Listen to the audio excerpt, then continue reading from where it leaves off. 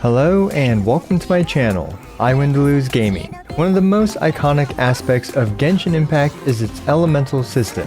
In today's video, I'll be ranking each and every one of the 19-ish reactions in Genshin Impact, not once, but twice.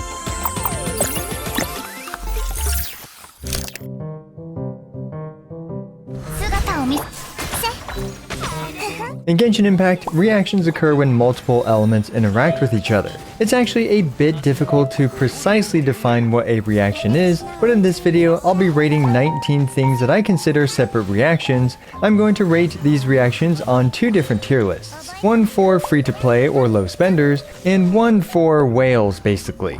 And every month, an incredible 1.2 million of you Genshin enthusiasts watch one of my videos. My goal is to hit 500,000 subscribers by the end of 2023, and even if just a fraction of you guys actually subscribed, we'd reach that in no time at all. So if you haven't subscribed, just gently click that subscribe button down below. When considering how good an elemental reaction is, I think it's important to take into consideration many different aspects of the reaction. Firstly, how much damage does a reaction do or amplify damage? How practical is it to use the reaction with the current roster of characters? And finally, how accessible is maximizing this reaction's damage? There are 19 different reactions across two tier lists, so we better get started sooner than later. But of course, as with any video like this is mostly based on my own opinion with a bit of math, and if you disagree, do let me know down in the comments below. Let's kick this video off with the original reactions in Genshin Impact, starting with when Hydro meets Pyro, Vaporize. There are two types of Vaporize. Forward Vaporize, which is when Hydro hits an enemy with Pyro and gains a 2x multiplier, and Reverse Vaporize, when Pyro hits an enemy with Hydro and thus gains a 1.5 times multiplier. Forward Vape is the original king of damage per thumbnails, debuting itself as a force to be reckoned with Mona's nuke, and then with Child's nuke. Now it is an incredible reaction, able to, at a minimum, double a character's damage, and perhaps even triple or quadruple a character's damage thanks to its scaling off of elemental mastery. With this in mind though, for most free-to-play players, these nuke setups are both difficult to set up and don't actually one-shot a whole lot of important targets, and then you're left hanging with very low amounts of damage output after your nuke. The amount of effort is generally not worth the reward, and the nuke setups are often quite convoluted. You need great artifacts, and the damage scales really hard with weapon refinements and constellations. Because of its clunkiness and scaling with money, I'm actually going to put this surprisingly into the A tier for free-to-play players. As for sweaty whale speedrunners like myself, well, we're willing to invest the time and money it takes for some of the most impressive nuke setups in the game. Some of the fastest clear times throughout Genshin Impact's history are done with Forward Vape, and it's going into the S tier for this reason for whales. Up next is Reverse Vaporize. Reverse Vaporize may seem a lot like a worse Forward Vaporize since it only has a 1.5x multiplier, but in many ways it is significantly better. Starting with the gauge, Reverse Vape only removes 0.5 gauge from the Hydro aura. This means you can get multiple Reverse Vapes off a single Hydro application. For free-to-plays, Reverse Vape is also incredibly easy to use thanks to two very popular characters, Xingqiu and Yelan. Having either of these characters will allow so many Pyro characters to reliably Reverse Vape, such as Hu Tao, Diluc, and Yoimiya, and most notably, Xiangling. It's incredibly important to emphasize just how easy it is to use, especially in comparison to the much more convoluted nuke setups like Forward Vaporize. Due to the pragmatism and its great damage enhancing capabilities, I'm putting Reverse Vape into the S tier for free-to-play players. As for whales, well, it's still a great reaction, although I do think it's worse than Forward Vape in most situations, since with Forward Vape, you're often able to just outright one-shot the target with whale scaling. But with Reverse Vape, you usually still need to hit the enemy target a few more times in order to finish them off. Nonetheless, still an S tier reaction for whales as well. Up next we have the Melts. Forward Melt is a 2x multiplier when Pyro hits an enemy with Cryo on them, and Reverse Melt is the 1.5x multiplier when Cryo hits an enemy with Pyro on them. Forward Melt falls into many of the same pitfalls as Forward Vape does for free-to-play players, with literally only Hu Tao having a huge single-hit Pyro nuke. Free-to-play Hu Taos also lack a good weapon for a big cryo nuke and will have to go for the Staff of Homa, as the Dragon's Bane isn't great for forward melting. And due to how fast most Pyro characters apply Pyro, along with the fact that we don't have anything similar to a Cryo Xingqiu for free-to-play players, Forward Melt is gonna get an A rank placement for free-to-play players. Similar to Forward Vaporize though, Forward Melt is an incredible tool for whales, and whales even have another option for applying tons of cryo in order to constantly melt the enemy. That option is Constellation 2 Ayaka. With Constellation 2 Ayaka, a character like Hu Tao can effortlessly get multiple melts in a single attack cycle. And believe me, if the enemy doesn't have iframes, nothing is going to survive that onslaught. Melt Hu Tao has been a staple for setting single chamber records ever since Ayaka's release, and that's not going to change. Other Pyro characters are also massively improved thanks to the same dynamic, such as Diluc and even Yoimiya. As such, it gets an S rank placement for whales.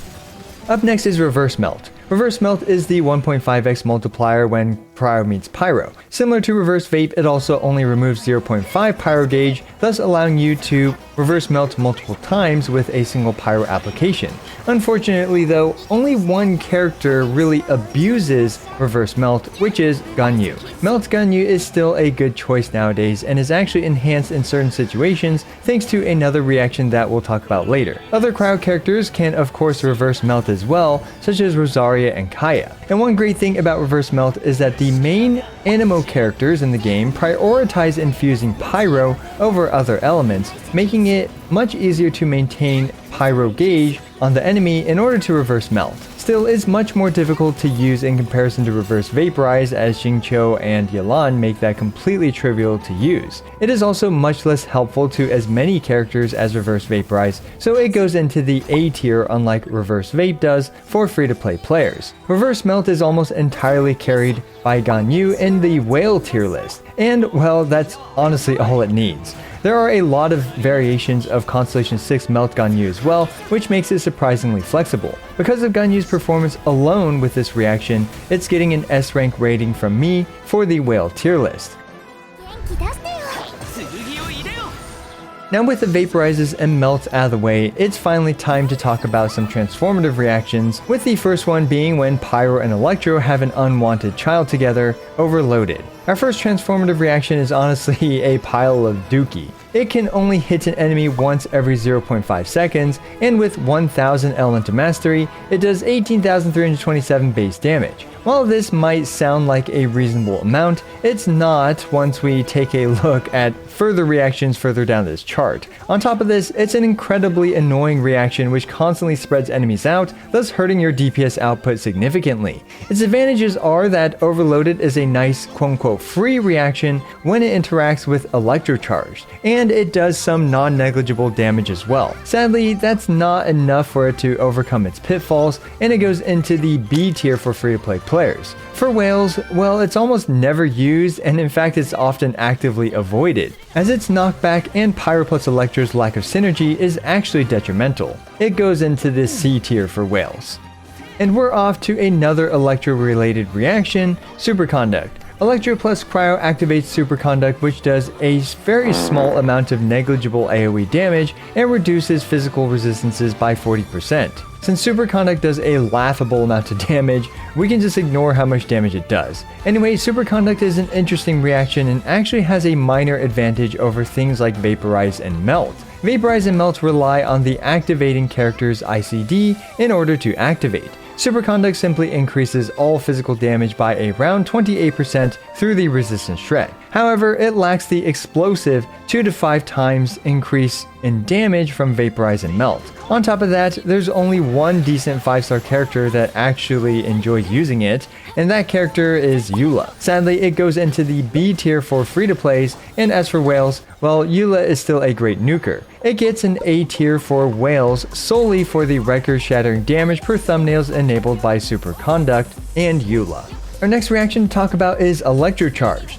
Electro Charge is an interesting reaction as it allows both Hydro and Electro to exist on a target. This allows for a lot of interesting applications, such as double swirls, some free overloadeds, all while still allowing a Pyro character to activate Reverse Vaporize as well. It's also incredibly easy to use and is a staple on teams like the Raiden National. Electro Charge itself isn't great for its damage, as we can see in this chart of having a maximum raw DPS of 21,992, but because it's so easy to use, synergistic with many elements, for free-to-plays, I'm actually going to put this in the A tier. For whales though, since it doesn't scale well off of money and it doesn't actually enhance a whaled character's high damage, it's pretty much useless. Remember, you can always reverse Vaporize without Electro Charged. However, it is less actively detrimental than Overloaded, so it gets placed in the C tier above Overloaded in the whale tier list. After Electro Charged, we have Freeze. Freeze is one of the few reactions that doesn't actually do or enhance damage. When Cryo meets Hydro, an enemy gets frozen and is left with a Cryo aura. Anyway, freezing enemies is ridiculously overpowered, and it's fairly easy to maintain freeze for a prolonged amount of time. If you're able to freeze monsters next to each other, then you're able to obliterate them all with, typically, cryo damage. On top of all that, you can even perform a forward melt on a frozen enemy if so desired, although that's not typically all that common. Some of the best characters in the game are great with freeze, such as Ayaka and Ganyu, and even Child. On top of all this, it even has a broken artifact set, the Blizzard Strayer, which adds 40% crit rate against frozen enemies. And while it doesn't directly increase non-pyro damage, fun fact, if you can consistently and constantly hit a group of frozen enemies which are all next to each other, that's a huge increase to your DPS. Despite it not working on every enemy, most notably bosses, it still gets an easy S-rank placement for both free-to-plays and whales alike. And if you thought Freeze was good, wait till we talk about Shatter. Shatter is insanely good. You can activate Shatter by hitting a frozen enemy with a heavy attack like a Claymore. Shatter not only removes the broken status Freeze, it also scales off of Elemental Mastery. And with 1000 Elemental Mastery, it does an earth-shattering 13,745 base damage. I'm not sure why everyone isn't using Shatter all the time. It's clearly the best reaction for being the worst reaction in the game. C tier for both free-to-plays and whales. Up next is Swirl. Swirl occurs when Anima makes contact with Pyro, Electro, Cryo, or Hydro, which I'll be calling Petch for short. And it swirls said element to damage and apply that element to nearby enemies. Except for Hydro, which does apply to nearby enemies, but the damage actually doesn't apply. The existence of Viridescent Veneer is honestly a massive pro for Swirl. As for the damage it does, well, it can hit an enemy twice every 0.5 seconds. It's actually very practical to reach Swirl's DPS cap thanks to Swirls hitting nearby enemies and the crowd control that swirlers like Kazuha and Venti provide. Swirl increases its own damage too thanks to the Viridescent Veneer's resistance shred. So while this number on paper might look a bit low, you don't have to go out of your way to enhance its damage, and for the overworld it's one of the most practical things in the game. Anyway, the utility from spreading elements is perhaps its biggest asset, as many strategies involve swirling elements to spread them, and it's great for destroying elemental shields on Abyss Electors and Mages. Due to the incredible utility, universality, and the Viridescent Veneer, Swirl gets an easy S-rank rating.